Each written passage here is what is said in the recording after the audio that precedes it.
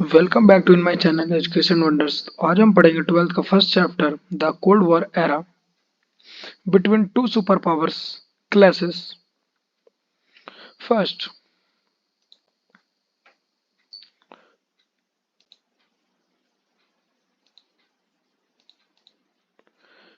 Cuba missile crisis made the whole world suspicious by creating clashes between the two superpowers, the US and USSR, namely Cold War, US United States and the Union of Soviet Socialist Republics. Between two superpowers clashes. Cold War referred competitions, tensions, and series of confront- confrontations between the superpowers. The end of Second World War was also the beginning of the Cold War. The World War ended when the US dropped atomic bombs on Japanese cities of Hiroshima and Nagasaki.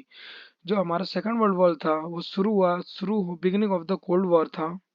The world war ended when the जब US drop the atomic bombs on Japan के दो शहर Hiroshima और Nagasaki in August 1945 to stop the Soviet Union from making military and political gains in Asia.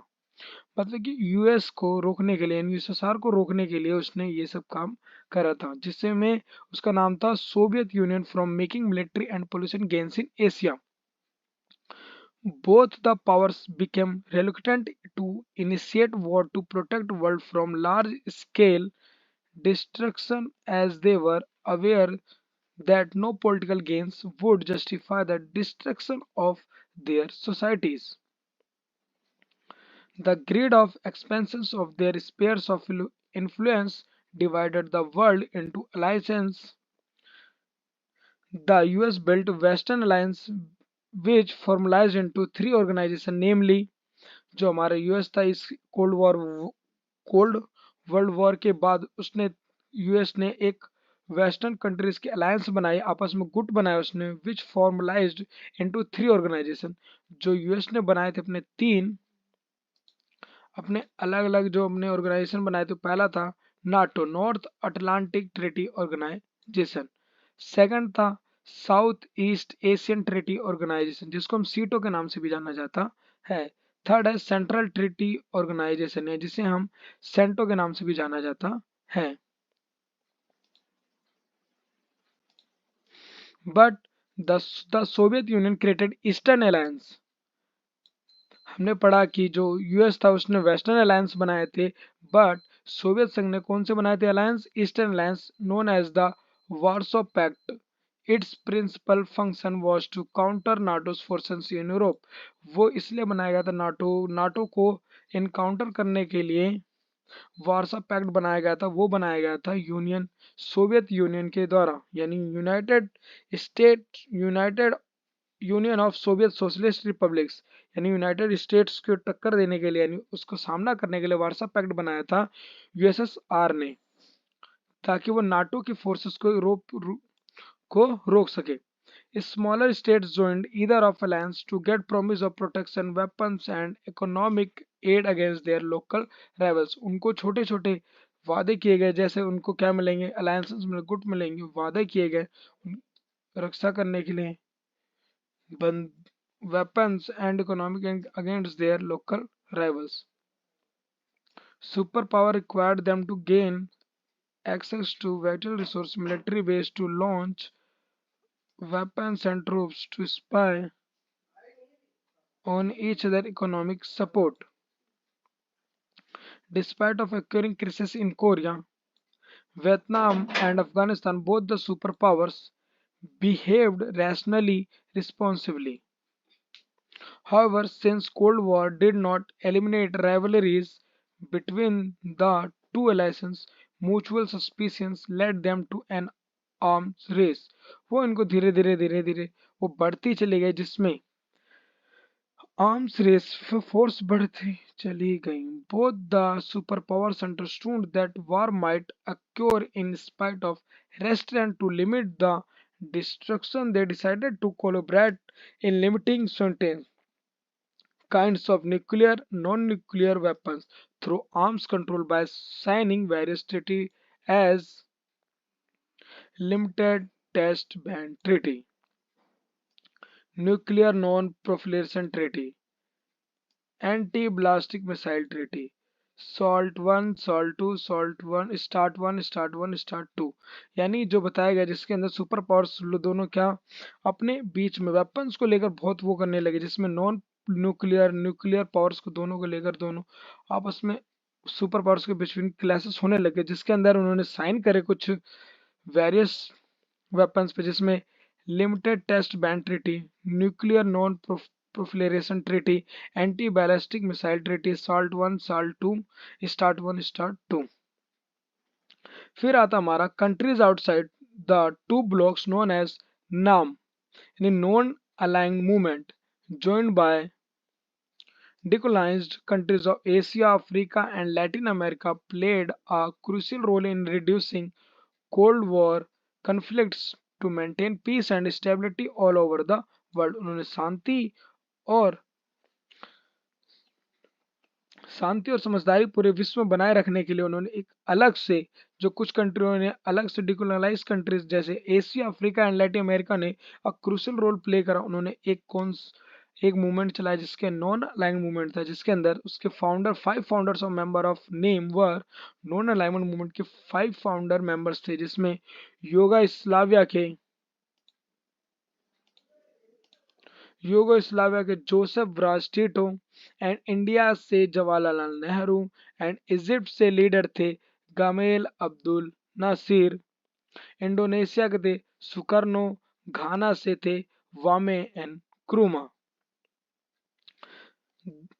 The majority of NAM members were characterized at least developed country, जिसके अंदर least जो मतलब कुछ country जो डेवलप्ड कंट्रीज थी उनको लिया गया था, विच इनिशिएटेड इकोनॉमिक डेवलपमेंट, जिनको आर्थिक और head of new international economic order NIO, यानी कि new international economic order. Economic development was vital for independence of the new countries. The United Nations Conference of Trade and Development UNCTAD, United States Conference of Trade and Development Outer Report 1972 propose, जिसके अंदर नाम alignment non alignment movement है, जिसके अंदर UNCTAD लाया गया था, जिसके अंतर्गत वो लोग व्यापार करने के लिए to give LDC control over their natural resources, यानी जो लीस्ट डेवलप कंट्रीज हैं उनके ऊपर उनके प्राकृतिक संसाधनों का दब उनका उनका कंट्रोल होना चाहिए।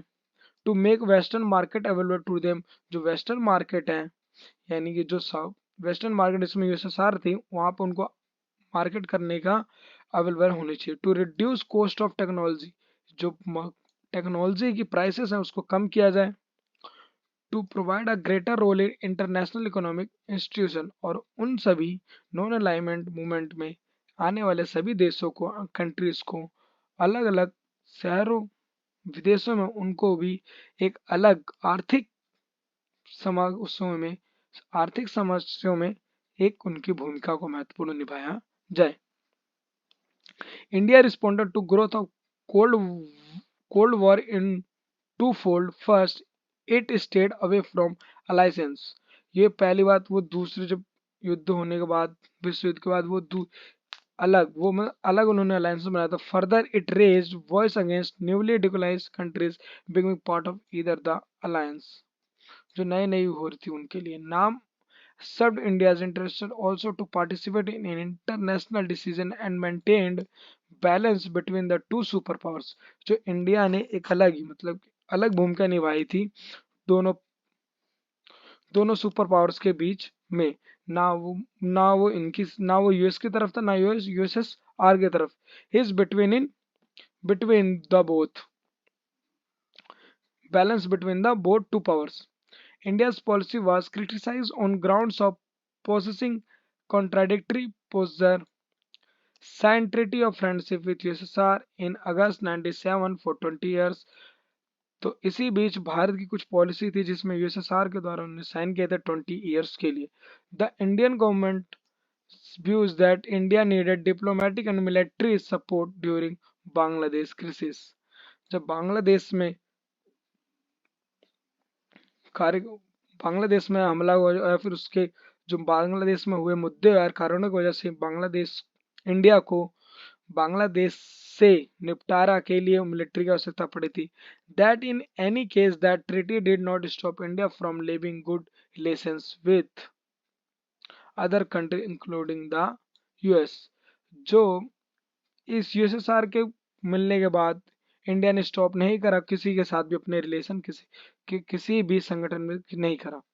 It is said that NAM has lost some of its earlier relevance after dis- disintegration of USSR and end of Cold War in 1991, both as an international movement and as the core of India's foreign policy. NAM is based on a resolved democratic international system by thinking about the alternative world order to redress exciting inequities that poor and very small countries need not to follow any of the big powers. Instead, they can pursue an independent foreign policy also. These core values make NAM relevant even in today's scenario as it too stood against adverse circumstances and served as important purpose of protecting the interests of third world war countries. Thanks for watching my video. Like, comment and share and subscribe my channel.